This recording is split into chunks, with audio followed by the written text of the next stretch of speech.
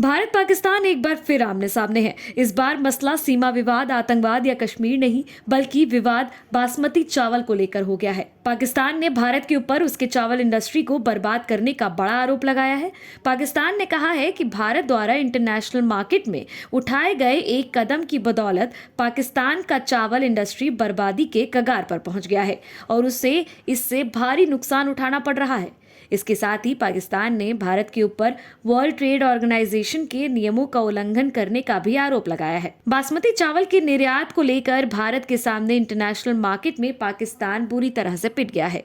पाकिस्तान ने आरोप लगाया है कि भारत कम दामों में चावल का एक्सपोर्ट करता है, जिसकी वजह से उसका एक्सपोर्ट का धंधा चौपट हो जा रहा है। उसके चावल इंडस्ट्री को काफी नुकसान हो रहा है। इतना ही नहीं, उसने WTO यानी विश्व व्यापार संगठन के सामने भारत की शिकायत करने की भी बात कही है। बता दें कि चावल उद्योग पाकिस्तान का सबसे बड़ा उद्योग है और पाकिस्तान की GDP में चावल निर्यात का बहुत बड़ा योगदान है। वहीं पाकिस्तानी अखबार द डॉन की रिपोर्ट के अनुसार पाकिस्तान का चावल निर्यात पिछले साल के मुकाबले 14% तक कम हो चुका है। जुलाई 2020 से मई 2021 के बीच पाकिस्तान ने 3.3 मिलियन टन चावल का निर्यात किया है, जबकि इससे पहले एक साल में पाकिस्तान ने 3.87 मिलियन टन चावल का निर्यात किया था। रिपोर्ट में दावा किया गया है कि भारत ने पिछले कुछ समय में पाकिस्तान के मुकाबले काफी कम कीमत पर अन्य देश को चावल निर्यात किया है, जिस कारण पाकिस्तान का निर्यात कम हुआ है। पाकिस्तान की वेबसाइट डॉन के मुताबिक इंटरनेशनल मार्केट में सब्सिडी वाला भारतीय चावल पाकिस्तान के चावल निर्यातक को नुकसान पहुंचा रहा है। पाकिस्तान के चावल व्यापारियों के एक प्रतिनिधि ने ये तक कहा है कि इमरान सरकार को नई दिल्ली के खिलाफ विश्व व्यापार संगठन यानी WTO के साथ इस मुद्दे को उठाना चाहिए। भारत पर विश्व व्यापार संगठन के नियमों के उल्लंघन करने का आरोप लगाया गया है। बता दें कि पाकिस्तान की GDP में चावल निर्यात का काफी योगदान है। अब चलिए ये जानते हैं कि आखिर क्यों लड़ रहा है पाकिस्तान। दरअसल भारत बासमती चावल का सबसे बड़ा निर्यातक है, जो हर साल इससे लगभग 6.8 अरब डॉलर मुनाफा कमाता है। वहीं पाकिस्तान को इससे 2.2 अरब डॉलर की आय होती है। अब हालांकि वो चावल का निर्यात बढ़ा रहा है।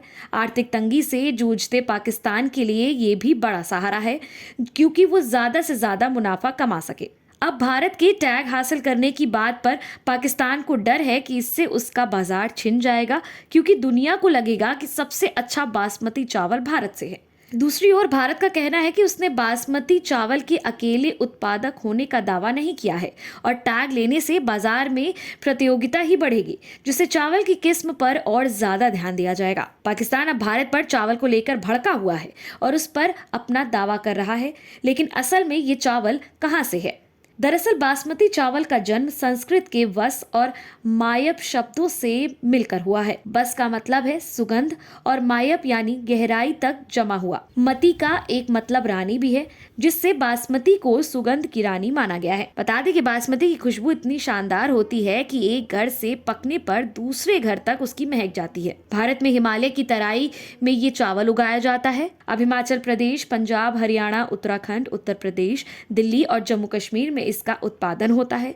कहा तो ये भी जाता है कि प्राचीन भारत में बासमती उगाई जाती थी। एरोमेटिक राइसेस किताब में भी बताया गया है कि हड़प्पा, मोहनजोदाड़ो की खुदाई में इसके होने के प्रमाण मिल चुके हैं। वहीं कई जगहों पर यह माना जाता है कि जब फारसी व्यापारी भारत व्यापार के लिए आए थे, तो वो अपने साथ हीरे आदि के साथ बेहतरीन खुशबूदार चावल भी लेते आए थे। अब भारत को अपने उत्पादन के बदले बड़ा बाजार और पर्याप्त कीमत मिल रही है, तो फिर उसे टैग की क्या जरूरत है?